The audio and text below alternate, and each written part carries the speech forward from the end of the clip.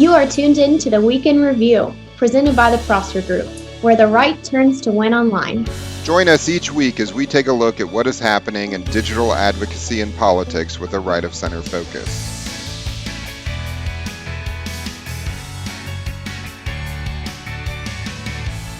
Welcome to the Prosper Group Week in Review podcast. Each week, we talk political and digital from right of center for campaign professionals, political insiders, elected officials, and first-time or aspiring candidates for office. I'm your host, Dan Huber, and on today's show, we'll discuss testing your website for mobile friendliness, text messaging's growing importance in political digital, and the weekly social conversation update using social listening from the Prosper Group. Well, let's start today with the weekly digital tip. Last week, we talked about running retargeting ads. It's a great way to stay in contact with people who visit your website and digital properties. So would definitely encourage you to keep doing that. This week, we're going to talk about mobile-friendly website testing. So this is really important for when you share content. I think a lot of us are really used to posting content, whether it be on social media, email, website, from our desktops, but really most of the people who are consuming our content are consuming it on a mobile device. So it's really important to take time, at least occasionally, to look at how that appears on mobile. There's different tools for email, for landing pages.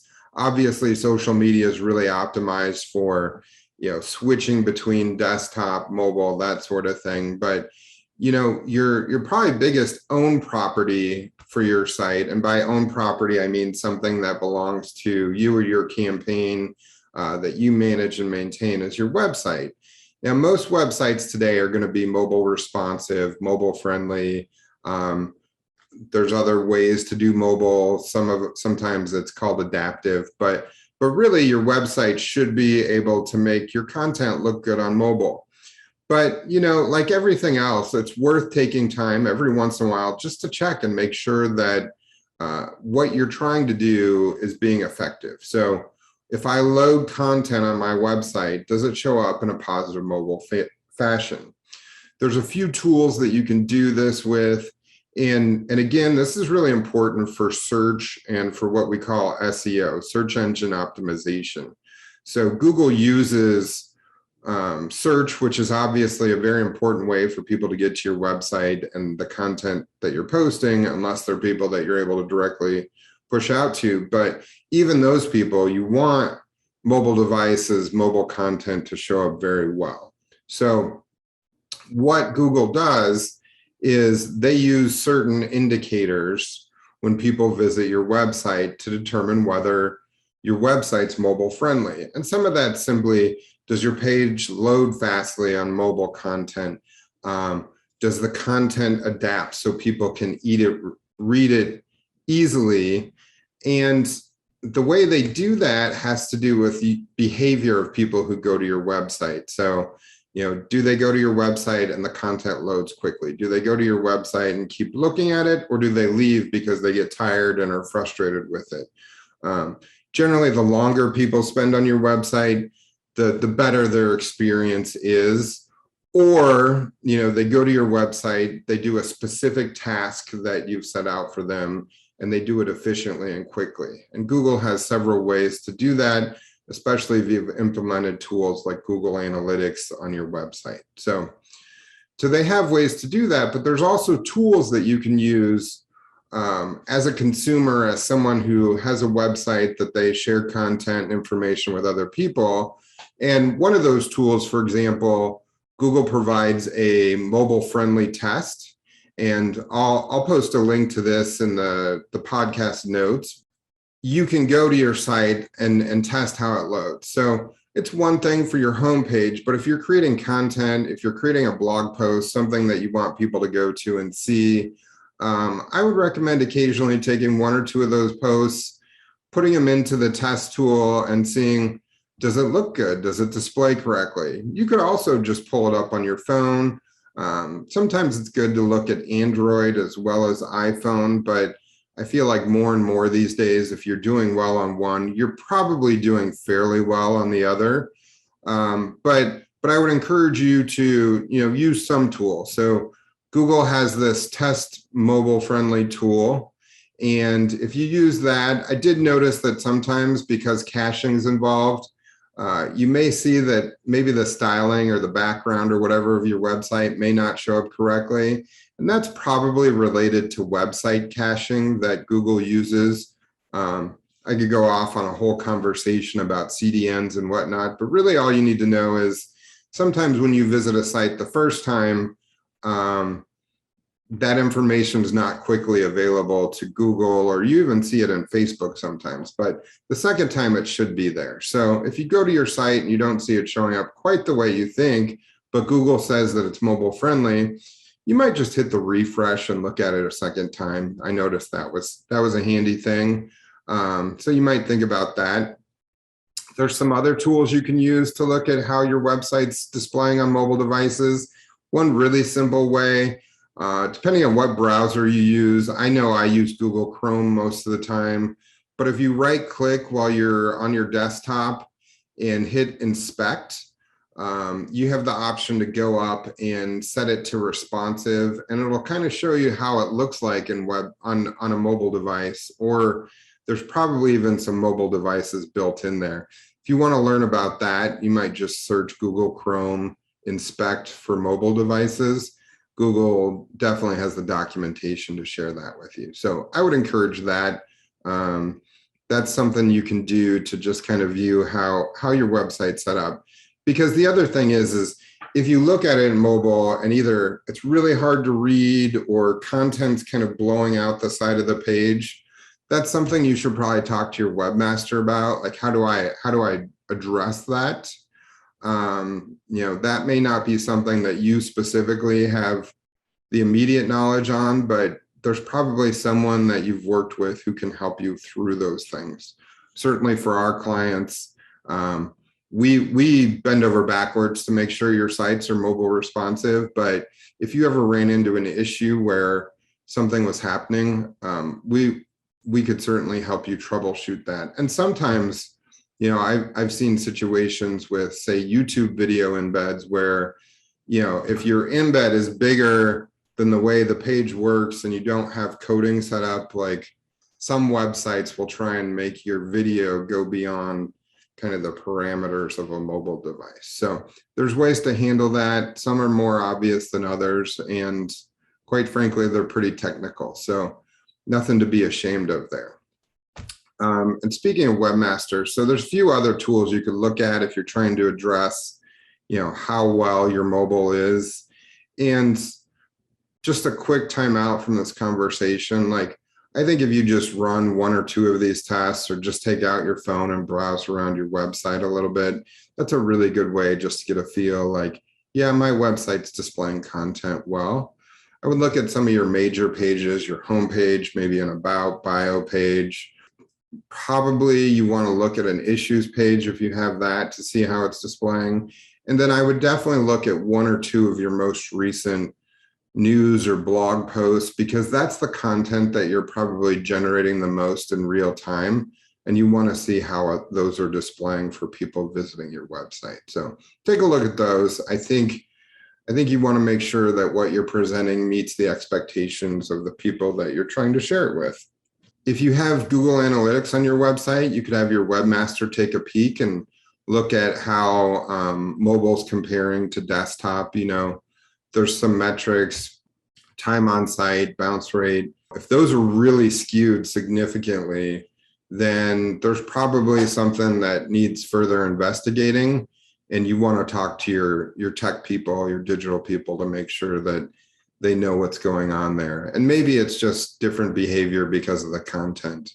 You can also look at other tools for speed tests, and there are various others. But at the end of the day, you want to make sure that Google is happy about how your web page is performing, because that's how more traffic gets to your website. And even from an ad standpoint, so our ad operations team, I'm sure, would tell you the same thing. But if you have a website that doesn't perform well and you're sending ads to those pages, it's going to be more expensive and harder to place those ads if people go to those sites and they aren't performing well. there's some different ways that we handle that, but your landing pages for sure, you want to make sure and do that. Now, for our clients, that's definitely something we pay attention to because Google has quality scored rankings that they do for pages based on your ads, and the better your ad performs is also related to how the page you send people to performs well. So lots going on there. It's a pretty simple concept. You can probably figure out pretty quickly if you go to the website, like, is this a positive experience or does this kind of look like junk? Probably it doesn't look like junk, but you want to make sure that it doesn't. And I would again say, because of caching, you may occasionally just want to hit refresh once. That's something just to be cognizant of. That's going to wrap up the conversation about mobile-friendly testing. What I'd like to talk about next is text messaging. So we've talked quite a bit about text messaging, and we're going to talk a little bit more about it today. This is a conversation that we continue to revisit, and part of that is text messaging is growing in importance in politics in general, marketing in general, but specifically for digital campaigns, digital political campaigns. And we've talked a little bit about how important it is to your small dollar fundraising. Back in February, we posted a blog post about text messaging for political fundraising. If you're interested in the subject, I would definitely encourage you to check that out, and I'll make sure that that's in the podcast notes. But really, text messaging has a lot of benefits for your campaign. Comparing it to email, whatnot, you can probably reach more people for less money via email, but your open rates are going to be significantly higher in text messaging. Usually we're looking at about 90% open rates because people get it on their phones. They look, they go, oh, okay. And then, they either engage with it or not, but you're at least getting that impression, that contact point, which sometimes with email, you don't even get that far. But in addition to that, it's a very rapid response device. Email can do the same thing there. The open rates are much higher, and text messaging in particular, I think, is very good for fundraising, events, GOTV, get out the vote, announcements, and many more things. So it's a really versatile tool. The biggest thing is don't use it so much that you start making people who you get on your list unsubscribe because of the frequency. That's something you want to be very cognizant of. And so, only up until election day, when you're very focused on turning out the vote and making sure people go out, like you want to avoid wherever possible, really sending out a ton of text messages. This isn't your BFF. This is someone that you're sharing information with, but make sure it's valuable and important information that, strengthens your relationship with them. So, a couple things that I think are important to point out. So when you use text messaging, you can share images, videos, GIFs, and up to 1,600 characters of text when you use an MMS. MMS is just like one of the transmission protocols, and you can give a really rich experience if you're sending videos and images. We've talked a little bit about selfie videos. You can include some of those. There is an alternative protocol to MMS. It's called SMS, and I'm getting a little technical here, but there's a big difference in that if you send SMS text, you only get 160 characters, and you don't get all of these rich add-ons like images and videos and GIFs. So you pay probably about twice as much for an MMS send. And I think these go for, probably 10 to 20 cents per message, which, adds up as you have several. But when you think about the value of that and the instantaneous reach and the fact that you can get, through to so many people, there's real value there for you to communicate with your audience. You're probably familiar with text messaging on your phones, all your smartphones, your iPhones, your Androids. We're all used to sending it on to our phones. There are options that we use as digital marketers that provide applications that send mobile messaging, and there's certainly regulations, and we have to be intentional about how we do that. But if you follow the rules and do it in an organic and in a natural way, like, you can see some really positive benefits for you and your campaign. So if you don't have text messaging set up, I would definitely encourage you to start doing that now. Right now we're heading into August of 2021.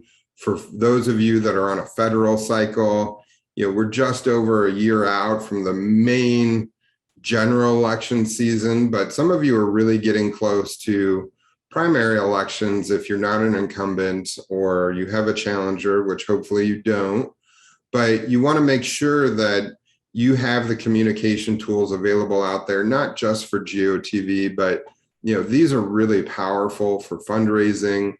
You can even segment your text messaging much like you would email, so that you can either send a national message, a local message, something along those lines. I would definitely be setting up text messaging if you don't have it now. Make sure that you're recruiting subscribers, building your house file for text messaging. And if you have house file members in your email, one of your call to actions can be, hey, we have a new text messaging service. Stay up to date, text join to 1, 2, 3, 4, 5, 6, whatever it is, whatever your message is, and try and get them to buy in there as well. That's something that can really pay dividends down the road and be helpful for sharing information. So we're looking for more ways to help you get more from your text messaging. Right now we're in the middle of putting together a text messaging playbook, so be on the lookout for that in the coming weeks. I'm sure I'll share that with you here on the AM Rundown, and we'll definitely post it to the blog. But in the meantime, like I said, I'll post the text messaging for political fundraising blog in the podcast notes for you today. And definitely check it out. This is a really valuable tool for your campaign. And if you're not using it now, especially for federal and statewide candidates, you really should think about adding it to your digital plans, because it's important to continuing to build your presence in your small dollar fundraising. Now we're going to turn the page to our weekly social listening update, brought to you by social listening from the Prosper Group. As you know, every day we send out the AM Rundown during the week that gives you updates about the last 24 hours of the digital conversation, what's going on in social media. And it's packed with a daily summary, social trends, and a digital best practice. So if you're not already subscribing to the AM Rundown, I would encourage you to go to prospergroupcorp.com/AM Rundown and subscribe today. So let's get started on our tracking. For a while now, we've been following the conversation around the filibuster. This week, that's really backed off. I think that's partially related to some of the other conversations that are going on. And I think the filibuster conversation really succeeds well in kind of where there's a little bit more of a political vacuum. And right now there's a lot going on. So I think that conversation's backed off. It's down 76% this week, with only about 33.3 thousand tweets, messages around there. We've also been following with interest the gas prices conversation. That conversation's jumped another 61% this week. We've reached almost 100,000 tweets. And I think part of that, gas prices continue to climb a little bit, up only 0.2 cents this past week, but continue to stay at a fairly high level, higher than we've been for, I think it's 7 years now. So that's something we're going to keep watching and see what happens, especially with some turmoil related to Afghanistan. So, anything that goes on in that kind of Middle Eastern region generally affects conversation. And also, if you haven't been paying attention, the president reached out to OPEC this week to ask for increased production, and some interesting conversations going on around that. If you're not familiar but interested, I would definitely check it out. So the border conversation, border crisis in specific, That conversation's up 62% this week. That was really weighted towards the beginning of the week, last weekend. So we'll be interested to see how that continues to play out, especially with Afghanistan really kind of dominating the conversation right now. We've been watching the infrastructure conversation, especially as the House goes back into to consider some votes, and there seems to be some disagreement amongst some of the moderate Democrats and the broader Democratic the broader Democrat caucus within the House as to how they're going to go about passing infrastructure in relation to the broader budget. And so that conversation surprisingly is down 67% this week. I tend to believe that's also partially related to bigger conversations going on around current events. And speaking of current events, so we've added Afghanistan this week. Our measuring tools say that the conversation around Afghanistan is up 1,030% this week. That's a huge jump, but really not surprising with what's going on overseas, the concerns there. Around 16 million tweets going on in Twitter. So that conversation, the measurement of it's very sizable. We'll be interested to continue to watch that. I think organically it's probably going to slide off next week, but I think it's something that'll probably stick around at least through the end of the month, if not afterwards. So we'll continue to watch that. If you want to receive the AM rundown every weekday, it goes out at 7:30 a.m. Eastern. You can get that at prospergroupcorp.com/AM rundown. That's the end of our show today. As always, I thank you for listening to the Prosper Group Week in Review. We're here for you. Enjoy your week. You can find our Prosper Group Week in Review podcasts on Apple Podcasts, Spotify, and Google Podcasts. If you like the show, please subscribe and share.